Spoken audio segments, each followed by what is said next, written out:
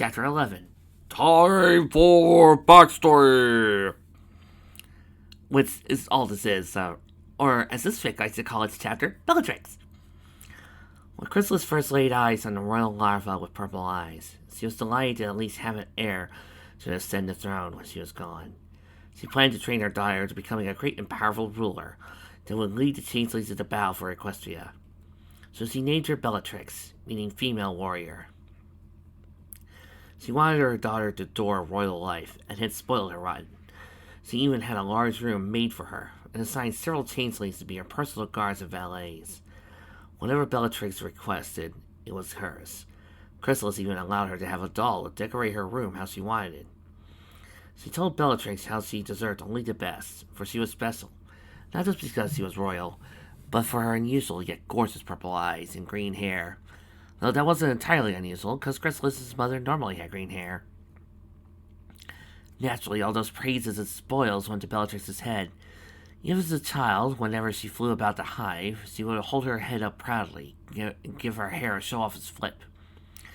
This brought disdain to the other changelings, but they knew they shouldn't complain about the heir to the throne.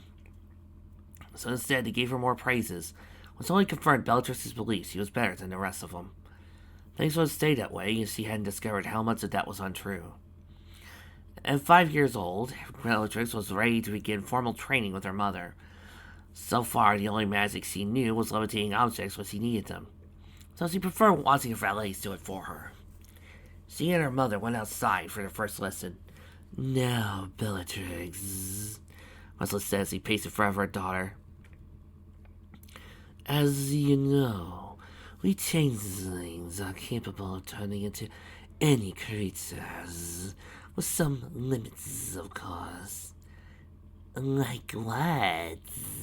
Bellatrix snorted. "I thought you said I could do anything." "Well, for instance, we can't change into anything larger than 3,000 pounds in weight, like a giraffe or a blue whale. Besides, it would leave a mess anyway. The easiest thing we can turn into, because we have an equine physique, is a pony." "Oh, okay, Vic, stop right there. I refuse to believe that changelings are weaker than druids." "I can change into a giraffe. It ain't that hard. Watch. See? I'm a giraffe. Easy. I can do that in 3 seconds flat." Chrysalis levitated a picture of 3 ponies, one with a horn, one with wings, and one with neither. "Here you see 3 types of ponies: a unicorn, a pegasus, and an earth ponies. The 4th type, an alicorn, which has horns and wings, is very rare. We must only take that form if one alicorn is out of commission. Not very good for simple camouflage, though."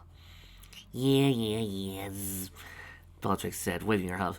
"So when can I start doing the changing stuff?" Bellatrix shook her head. "Bellatrix, darlings, I do admire your ambition, so, well, you must be patient." Now Princess rolled her eyes. Yeah, whatever. The queen sighed. "Alright, start with an alicorn, since that is the easiest. You'll be turning into young creatures for now, but as you get older, you'll learn to take adult forms and even change your sex." "Huh?" "Meaning you'll learn how to change into a male." "Gross!" The screen shrugged. "Sometimes it's necessary. You never know what your victim might prefer." Chrysalis then instructed her daughter on the transformation process. Bellatrix attempted to try it out for herself, closing her eyes and focusing on the form she wanted to take. "Make sure you have a clear image of what you want," her mother reminded her. "Fur color, mane color, eye color, mane style, everything." "Okay, I got it." Bellatrix said with a nod. "Good. Now, imagine yourself taking that form." Bellatrix tightened her eyes and squinted her nose as she concentrated. Under her bow mounted, green flames surrounded her. She opened her eyes and looked down at her green hose. He's, she squealed. I did it. When she looked up, she saw her mother with her hoof on her face. What? Chrysalis summoned a mirror. Bellatrix had succeeded in changing her body, but her mane, wings, and horn and tail still had not changed. But I was concentrating really hard, she insisted. Chrysalis took a deep breath. No matters. It was your first time. We'll try again. And this time, make sure you're focusing your whole body and not just one part. They spent the rest of the day trying to get the Alicorn disguise right. But no matter how many times Bellatrix tried, there'd always be something off. After the third time, she managed to change her mane and tail, but her wings and horn and eyes still gave her away. Sometimes she'd get the horn right, but not the wings, or get the eyes, but not the tail. Over and over again, and all day long, she still couldn't get the full disguise. Hey, Chrissy, baby, not to argue with your training and all, because obviously you're so great at it. But, maybe, just maybe, we should practice one at a time. By sunset, what? Bellatrix was panting after her 1,000th try, Horn being the cricketing party part this time. Maybe I could wear a hat, she asked with a nervous smile. Chrysalis scowled and shook her head. I'll keep trying, mothers. The princess insisted. I'll do better tomorrows. But it took a month for Bellatrix to get the disguise right, no matter how late she stayed up practicing. When she finally did it, she had hoped her mother would suffer joy, while only rolled her eyes, saying it was about time. How original. Evil queen in a Disney-esque fic as an evil mother. Why can't we ever have an evil queen who's a good mom? Or an evil king who's a good dad? Or an evil villain who is a good parent? I'm just saying, spice things up a bit. And for those of you who are actually fans on the Discord, you'll actually see me actually making a villain a good dad. Her training over the next few years became more and more rigorous. Chrysalis pushed her daughter, hoping that her perseverance would make up for the lack of talent. However, it took even longer for Bellatrix to hide her wings for her unicorn disguise, and even longer for her to hide her horn. As her 20th birthday approached, she could not perfect the Earth Pony transformation. Nevertheless, Bellatrix was determined to please her mother, and stayed up until midnight practicing her transformations, and even trying to strengthen her levitation skills. Her mother had said that she was her strong point. What she added wasn't saying much. Teleportation proved even more difficult for Bellatrix.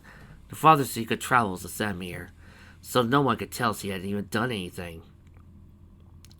Despite how little she had accomplished, it was still tradition for the princess to go on her first hunt the day she turned 12. Start small on your first target, her mother said. Perhaps a fool of some sort, or a loud crowd when love is always in the air for taking. Remember to show no mercy, but also be careful. Bellatrix came across a small town called Huffington, and disguised herself as a unicorn filly, since she found that disguise easier than Pegasus, and an alicorn would have raised too much attention. As she walked through the streets, she gazed in awe at her surroundings. She was surprised to see the ponies living in separate houses, and see the children playing strange games and following ropes and metal balls. What's this? There's magic in the air. Hey, can we try to keep down to only one song every few chapters? I promise, Trixie, I promise. She considered going over to them to feed, but paused when she saw a group of ponies gathering around Peculiar Lag and open up to the stage. Mares and gentlecoats, a male voice echoed. Colts of fillies, griffins and minotaurs, and those in between. Bellatrix figured a show was going on, and remembered what her mother said about crowds being good feeding grounds. She walked up to the stage. She pushed her head into the crowd to get a good view. Brace yourselves, the voice continued. What you're about to see will shock and amaze you all. feast your eyes on the wonderful, amazing magic of Oscar the Great. In a puff of smoke, a green-cloaked figure appeared on stage. All Bellatrix could see was the Ponyo's blue eyes, hidden underneath his green top hat. Den's keep switched open and doves flew out. Bellatrix's eyes widened in wonder at the light-brown stallion with the brown beard.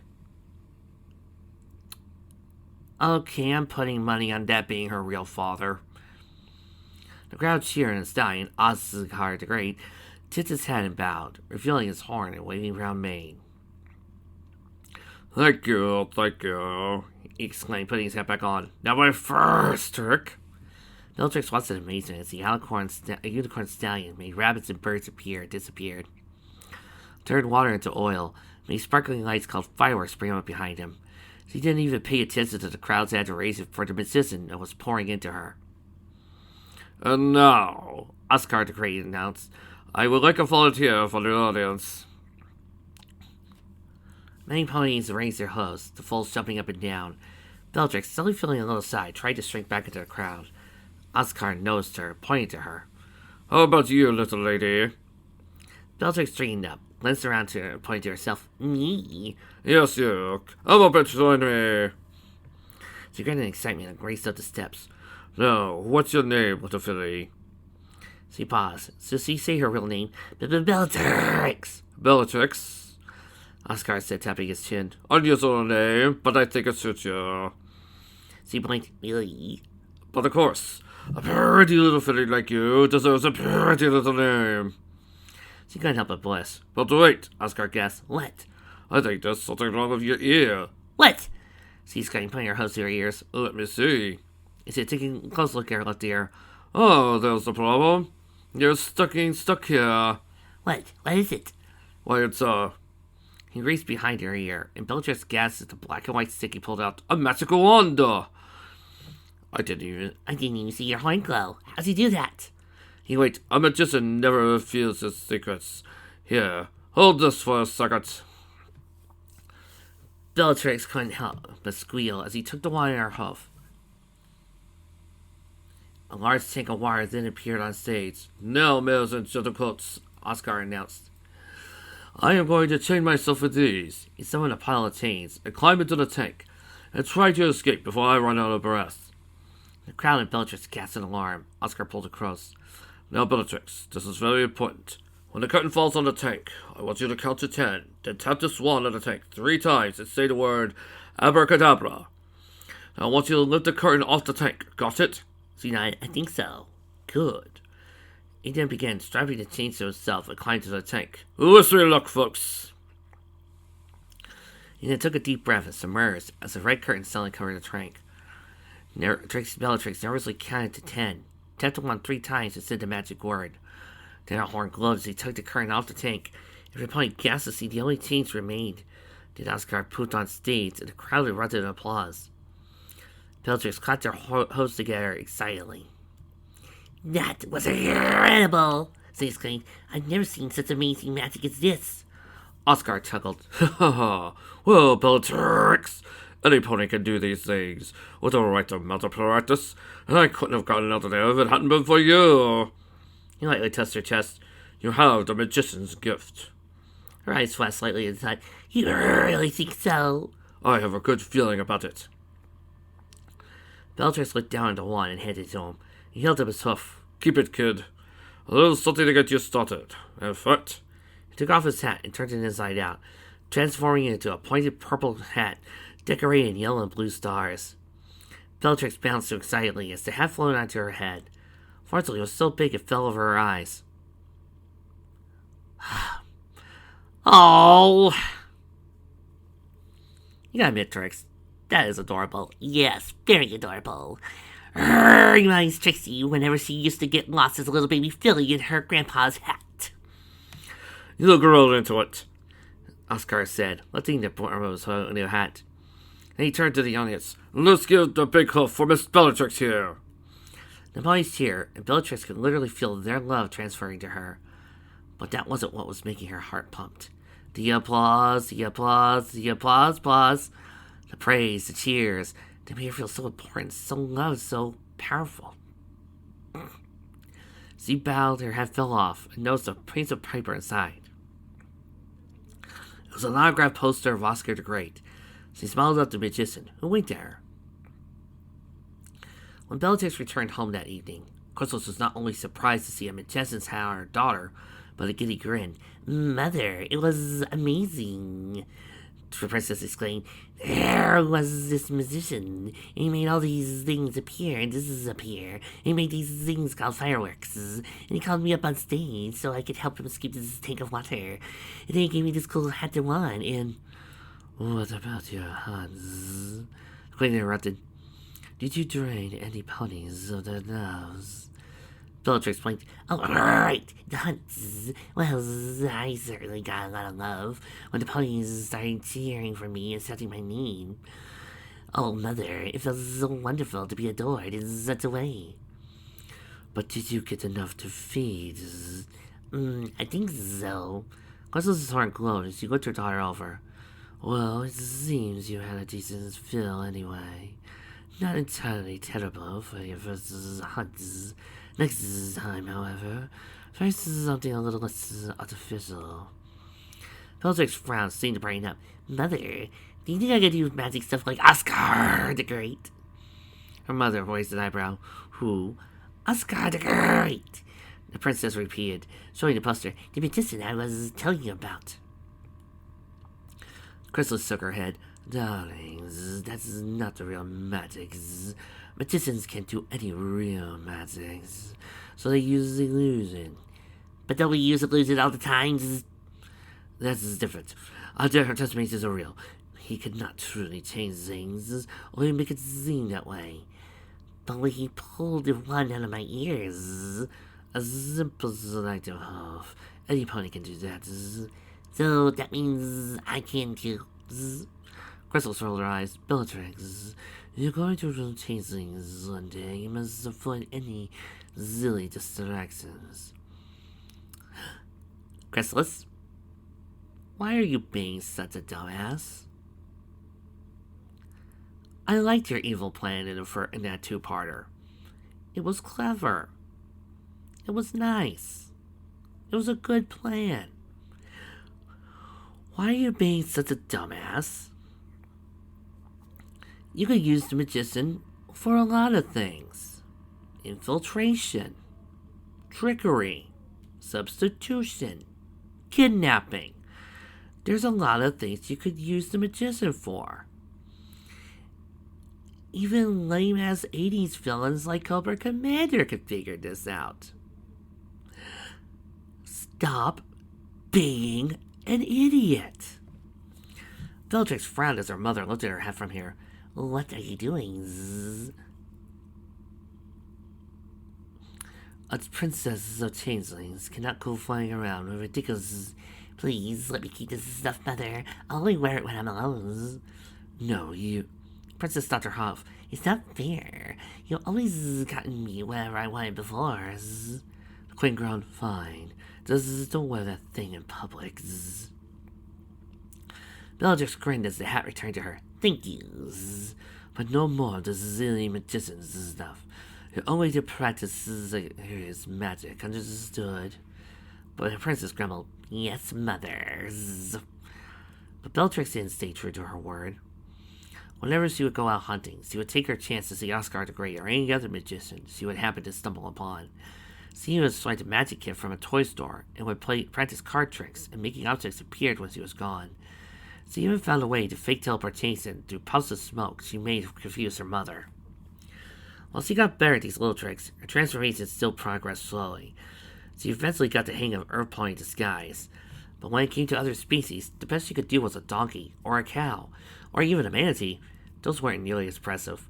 Sometimes she could turn into a white donkey with brown spots, or a cow with long ears. That sounds like a Disney cartoon. Yet Bellatrix wasn't giving up on improving her magic. She got her hose on magic books from libraries to study complicated spells. Chrysalis didn't object to this, thinking her technique might improve. However, the only magic she seemed to excel in was what her mother called the artificial kind. The queen eventually took notice of this when Bellatrix's puff of smoke dismissed before she could duck out of sight. The guards then reported finding a magician kit in her room. When Bellatrix was 18, her studies had not gone as well as Chrysalis had hoped. Society had time to give her daughter a real challenge. So she called her forth. Bellatrix something was wrong when she approached her mother's throne. The entire colony was hovering around her. Nevertheless, she tried to put on a bold face and stood erect before her mother. Hey, Chrissy, baby, and this goes for all of you villains who have kids. Do you know what leads to rebellions? Well, mainly your child rebelling against you. Not being supportive. When you're being abusive and harsh, your child will build a resentment, and then they'll proceed to turn against you. And then the next thing you know, you're hanging around your throne room when suddenly the doors burst open and in comes your son going, "Father, it's time for you to be overthrown. Behold, this woman I met only 2 days ago that I fell in love with." Or choice B, "Father, it's time for you to overthrown. I have joined up with this brave band of rebels, including this man who I only met 2 days ago, have only had arguments with. I'm now here to overthrow you. Oh, by the way, I'm Preggers." "My dear daughters," the Chrysalis said, shaking her head, "it is time to my attention. You are rather behind on your studies." "I try, mothers," the princess insisted. "I practice every night." "Yes, I know." A pack of cards appeared between them. "I know how much you practice." "Mother, that's just a hobby. It has actually helped." "You are wasting your time with this magician nonsense." "Of course you didn't listen to that part." "You really think card tricks and plastic wands are going to get you power?" Before I do let you go with the next line, yes, they would. They help me to focus. They act as a good substitutions. If you gave me more changelings to train with, I would actually become better. Because then I could have something to help me focus my studies and make me feel happier. By giving me a hobby, you are giving me a chance to work out the extra aggression. By letting me use these tricks, I have ways to take what I have learned here and put it to something new. You're not a good teacher, are you? Of course not. I'm stereotypically evil. If I had a third dimension, I would be one of Legend Bringer's characters. True. Oh, Bellatrix. The queen said, shaking her head again. You must understand. A ruler must be great. A ruler must be powerful. She hovered her daughter and looked at her chin. Unfortunately, my dear, you are none of those things. The princess's eyes were watering. But I tried. I'll try harder. I'll do better. So emotional. So passionate. I actually thought having a heart wouldn't get in the way of things. For it always seemed to be set on powers.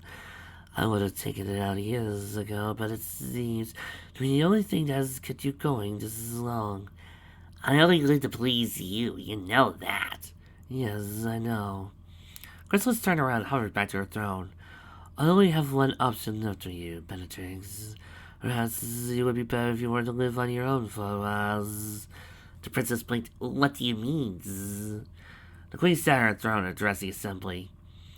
I, Queen Exectra Arcana Chrysalis Changeling III, hereby decree that Princess Bellatrix Exectra's Arcane Changeling shall be henceforth exiled from the Changeling Hive for 5 years. What? Bellatrix snapped, buzzing up to her mother. You can't banish me. Chrysalis smirked. My dear, I just did. Where will I go? What will I do? I'm your daughters.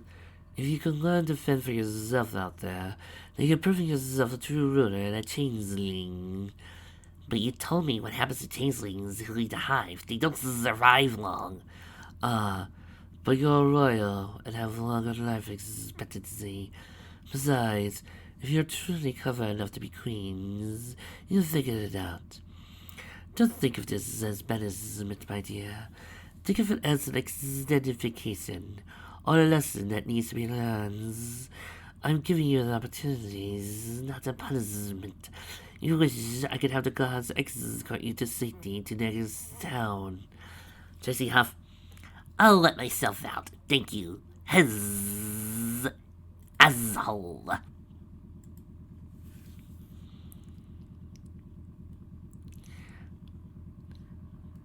Bellatrix. She turned around, hurried towards the exit. She turned back to her mother and narrowed her eyes. I'll show you. I'll show you all. Chrysalis only rolled her eyes as her daughter vanished. I certainly hope so.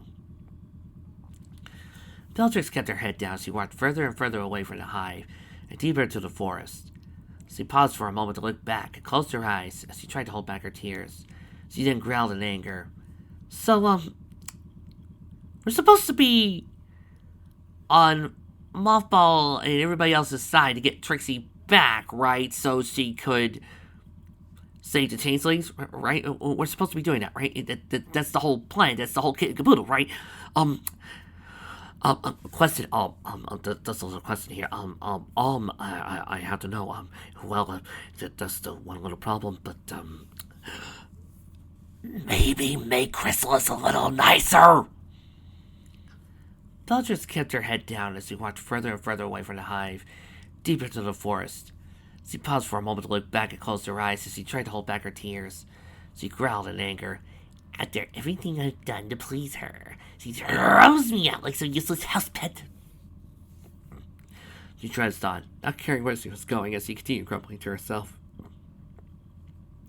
18 years of enduring her criticisms, practicing day and night, working to become the queen I was born to be, and this is the thanks I get. She started making Chrysalis. A ruler must be great. A ruler must be powerful. Bellatrix stopped to look at her reflection in a puddle. I'll show her great and powerful. As she examined her appearance, she realized she was going to be living in the outside world. She would need a new identity. She ran her hope through her green veins as she thought what she could do with herself. She uttered, I always liked the color blue, but that doesn't look good with green. I can keep the eyes, though. That way no point when I question those stupid flashes. I could be an alicorn. Yeah, I look suspicious. If I become a unicorn, I can still do magic. Then what about my cutie mark? Can go around with a blank flank. What talent could I at least fake? Her horn fizzled for a second and grinned. Perfect! Bellatrix looked back in the wire as she changed into her chosen disguise. Her sleek black body sprouted blue fur, a picture of a wand, a sparkling handkerchief growing on flank. Her cobweb green hair softened, turning platinum with light blue highlights and gently curling upwards. Her wings and shell vanished, and her horn became bare formed. The slits in her eyes shaped round and black pupils. When she saw her new reflection, she smiled. Ooh, not bad. She exclaimed, looking at herself from all angles. Not bad at all. She ran her hair through her silky new mane. Definitely won't need conditioner. She turned, her flank was now visible in the puddle.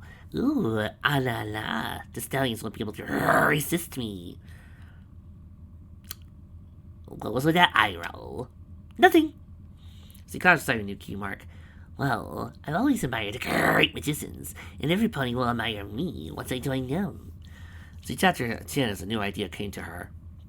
Of course, every magician needs to look the part. She remembered the hat she had left at the hive, and used her magic to teleport it to her. She put it on and gazed at the reflection again. Perfect! She chuckled darkly. Simply perfect! Now it's probably gonna keep somewhere. She lifted her head and glared at the faraway image of the hive. Just so you wait, Mother, she growled. I will be great! I will be powerful! I will be the greatest, most powerful changeling. No, the greatest, most powerful equine that has ever lived. I'll sell Belltown to Queen Bellatrix, the great and powerful! As he said this, she dramatically threw her front hose in the air, and as a magical reflection, fireworks exploded behind her. But the fireworks suddenly fizzed and extinguished while Changeling's face scratched in disgust. That doesn't really fit, does it? She turned her hose and began to tap her chin. Okay, the great and powerful Bellatrix! Nah, too many syllables. That body doesn't even look like a Bellatrix. Something short, something snappy. Bella? No, sounds like a dumb vampire. So that would be appropriate, considering. Belle? Nah, too girly. Trix? That sounds like some kind of cheap cereal. Trixie? She paused. Trixie! Let's curl as evil again. The great and powerful Trixie! Has a nice ring to it. She turned her back to the hive one last time. My mother was right about one thing. This banishment wasn't a punishment. It was an opportunity. An opportunity to prove she was a true changeling. You'll be sorry, Mother. You'll be sorry you kicked your daughter out. She went to the path ahead of her. Princess Bellatrix is gone. Long live the great and powerful Trixie! Okay, so we know the rest of the story, right? We don't need to continue on this. We're only halfway done with this flashback. Mother,